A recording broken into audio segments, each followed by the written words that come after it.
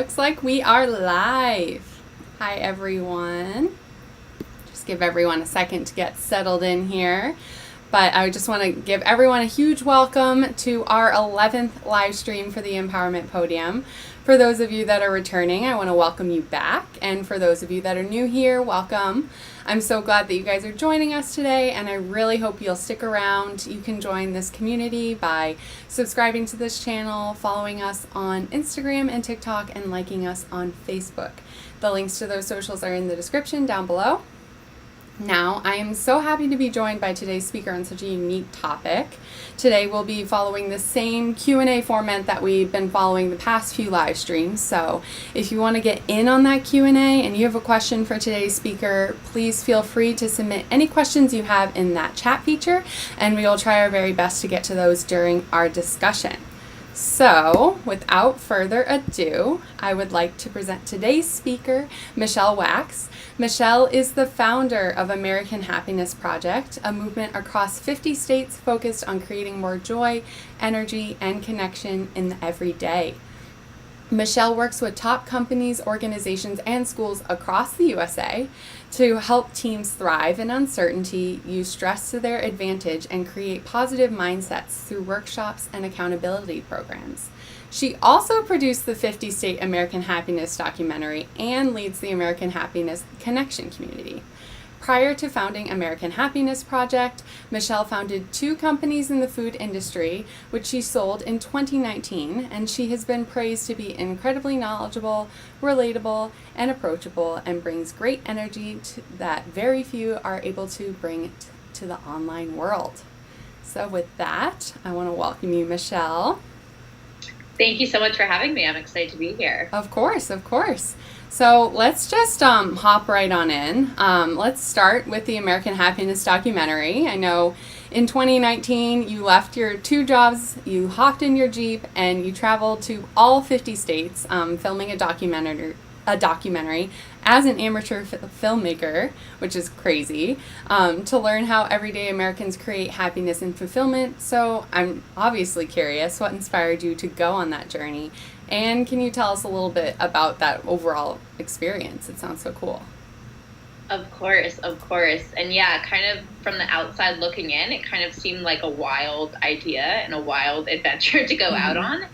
I had reached a point where I had worked really hard, and ever since I was a kid, I had wanted to be an entrepreneur, and specifically an entrepreneur in the food industry. And so I went to college, and after college, I started working for a tech company in Boston, was able to start my food company, Kitchen Millie, which was a cookie catering and events company on the side of that, and grow it up to be successful, profitable here in Boston. And along with that, in parallel, had started another company in the food industry. Had really reached this point where objectively looking in from the outside, you would have thought I was really happy, right? I'd worked hard, kind of accomplished this dream that I had. And I wasn't in a dark, dark place, but I found myself waking up every single day and just doing fine, right? Yeah. Just doing okay, and not really feeling the happiness I thought I should be feeling at that point.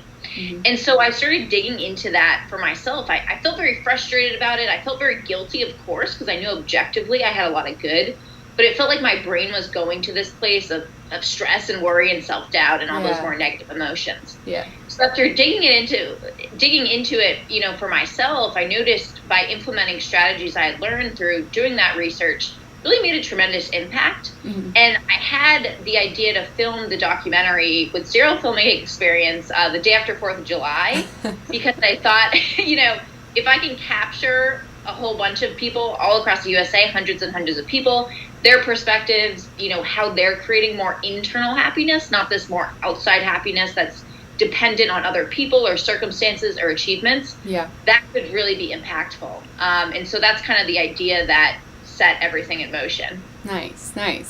That's such a cool idea, and I bet the 4th of July, that's kind of funny, very patriotic. Yeah. I know, it was funny. I was sitting on my couch the day after it, and I love America, and I love traveling, and I thought I really had this almost like a vision, which I'd never had before, of me traveling to every state and capturing it on video. And it seemed kind of wild, but I felt so strongly about it, decided to see if I could make it happen. Could do it. That's so cool. Yeah. So cool. Well, so in the process of filming, I know you interviewed something like over 500 people, which is a crazy number.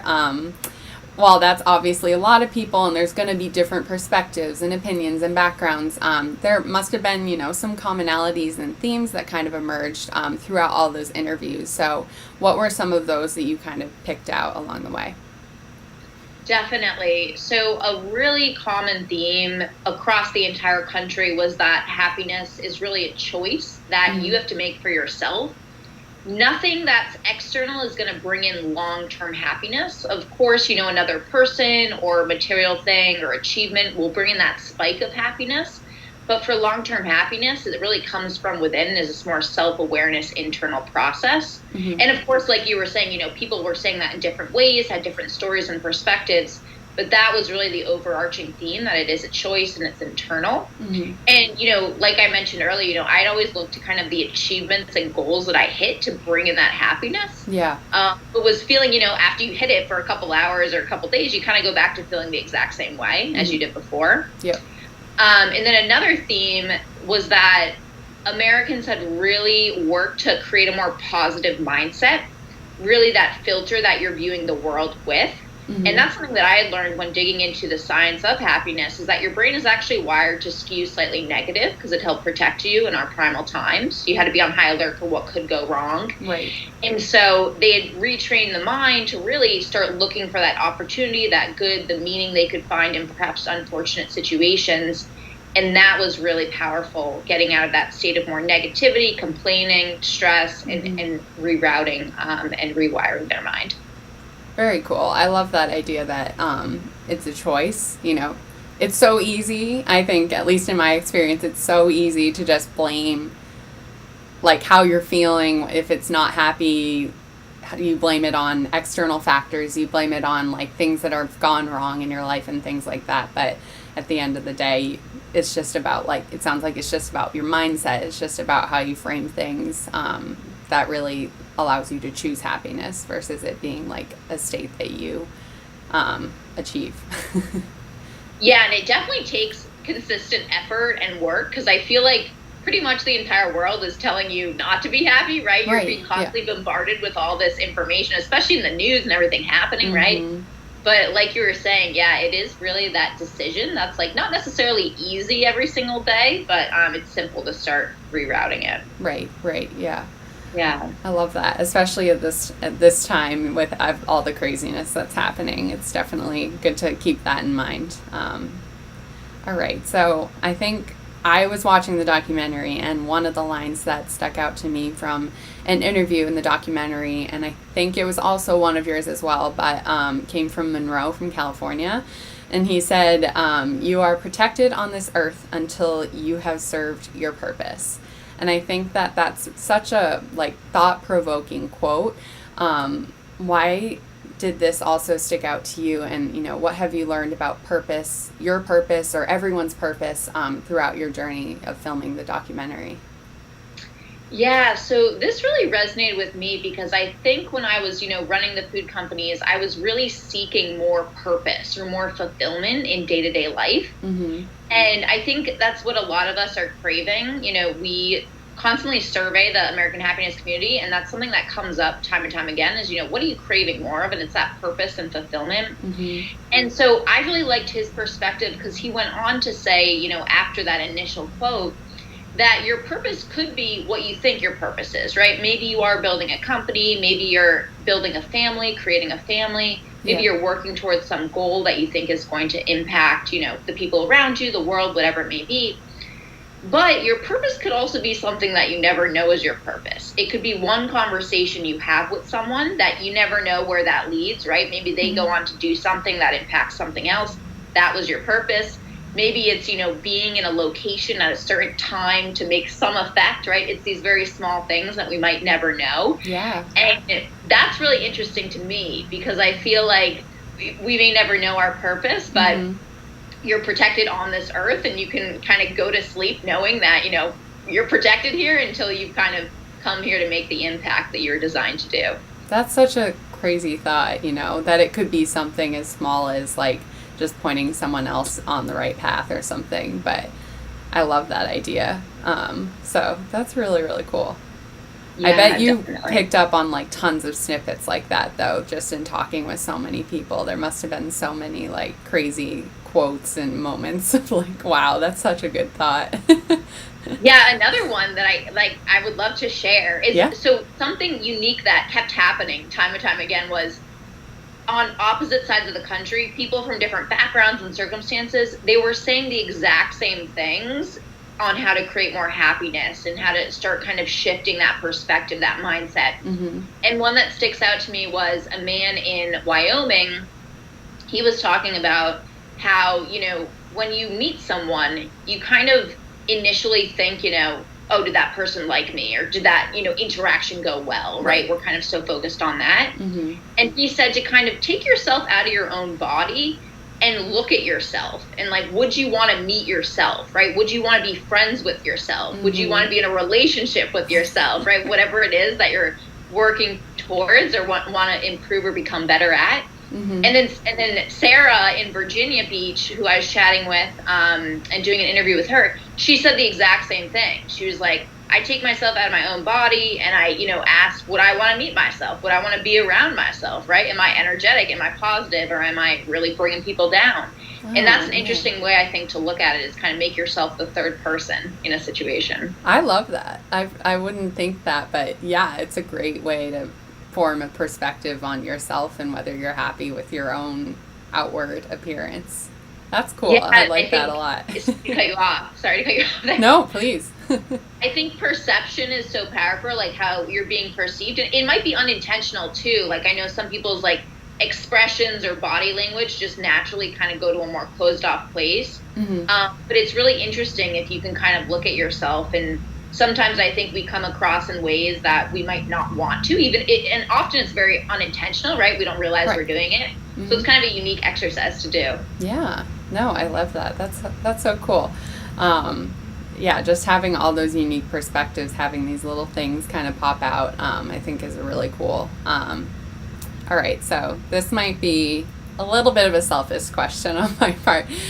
Since I'm definitely trying to complete my travel bucket list, I'm also very into traveling. But since you've been to every state, what were some of your favorite places that you visited and why? Oh my gosh. As you can imagine, there are so many. I really love the entire Midwest, West Coast.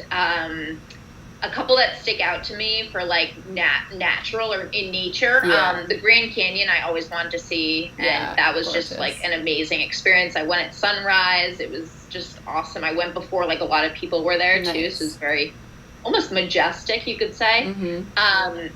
I love the redwoods in California, just like beautiful trees. And I feel like I'm not even a huge nature person, but I became one in some ways. Mm-hmm. And then I also really love the Badlands in South Dakota. And I think the Dakotas get kind of a bad rep, but the Badlands, I had never heard of it. My friend, as I was traveling there, had actually sent me a message on Instagram saying I had to go to check out the Badlands. Mm-hmm. I'm like, what are these? And it's this beautiful, it's a national park in South Dakota, but it's almost like dunes in the desert. Oh, wow. So it's like these like it's wild. I recommend looking it up. But that was an amazing time, and I just love South Dakota in general. And I think partially because everyone was like, "You're not going to like South Dakota. There's nothing there." But I really liked the aspects of it. Very cool. And then in terms of cities, I love New Orleans. I love Nashville. So many great people, like literally everywhere. And of course, you can't beat like Hawaii and Alaska. Just beautiful. Oh yeah, I'm sure. Yeah. Where's your next stop you're going? I don't know. I'm going to do some West Coast next because I haven't spent a ton of time out there. But yeah, I think it's so cool. Like there's so much within the U.S. that like I still haven't seen and that I think a lot of Americans still haven't seen. So I think it's really awesome. One of the like unintended positive impacts of like COVID and the fact that we've been like stuck in the US for the past year plus is like the opportunity to explore more like locally or domestically. So I think it's been an opportunity to do that. And I totally agree. Like, randomly, I would never say I'm like a nature gal. Like, I don't do camping or anything like that. But I've always found that, like, the natural wonders in certain places are so much more, like, awe-inspiring than some of the cities and stuff like that. So I think that's awesome how much you managed to fit into your road trip. Yeah, and it was a unique experience because I was obviously driving.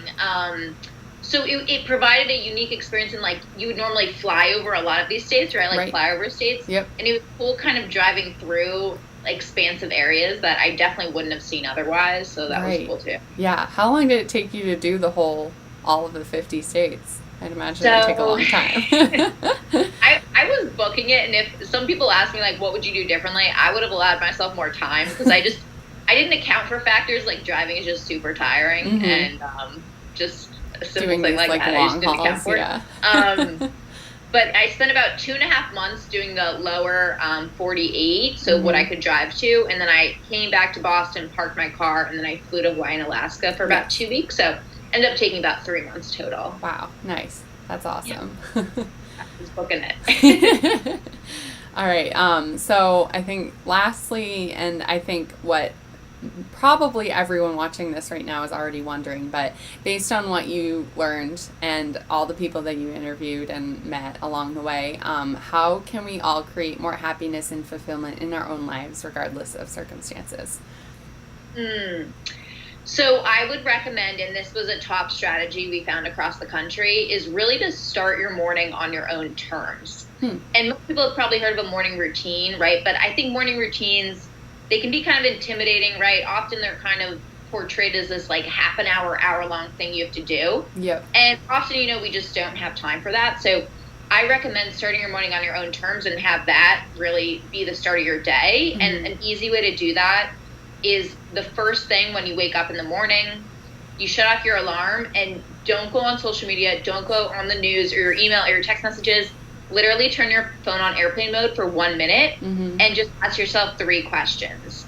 And you can either write them down or even just say it out loud or in your head. And those 3 questions are, what can I look forward to today? Right? What can I look forward to? Make sure you're actually creating something in your day that you're excited for, even if it's just getting outside for a couple minutes, going for a walk in the sunshine. Number 2, what has potential to stress me out or worry me today? And how will I choose to respond to it?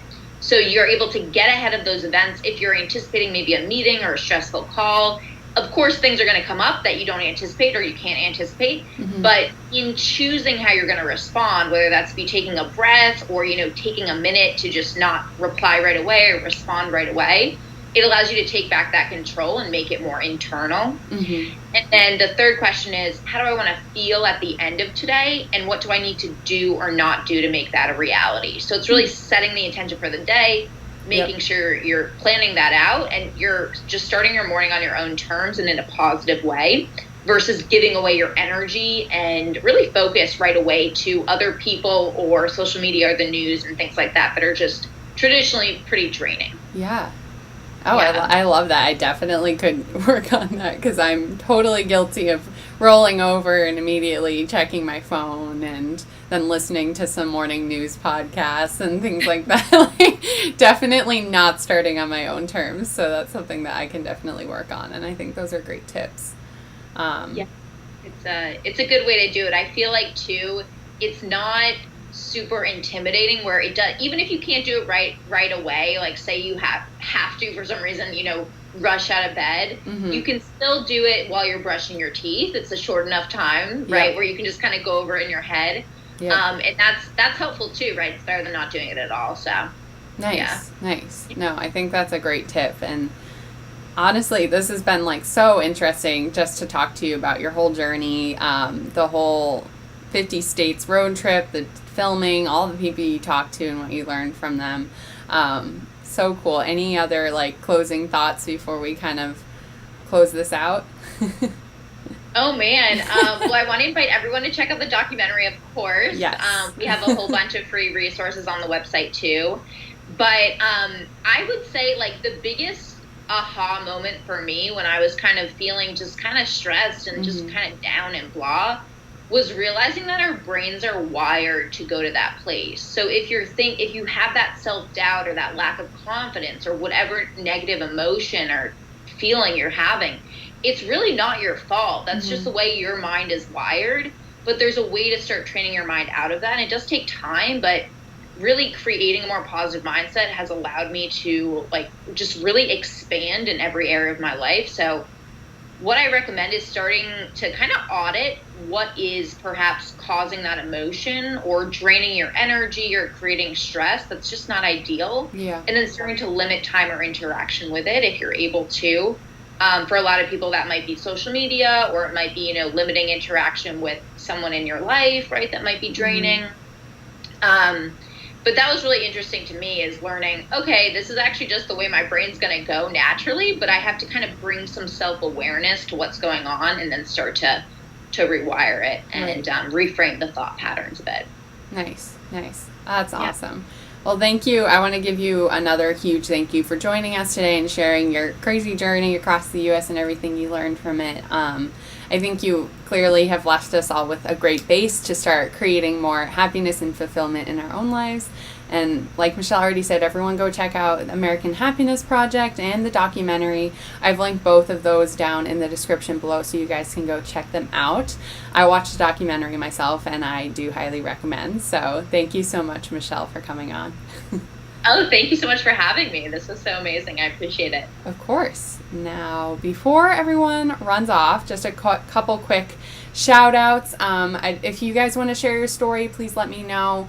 Email us at empowermentpodium@gmail.com or message us on our socials. As I mentioned before, we have Instagram, Facebook, and TikTok, all of which you can find by searching at Empowerment Podium or at the links in the description. So give us a follow there to stay up to date on when we will be going live next and see some replays of our stories. If you like this stream, please like this video and subscribe to this channel, and you can also hit that notification bell to receive a notification every time we post a new video or live stream.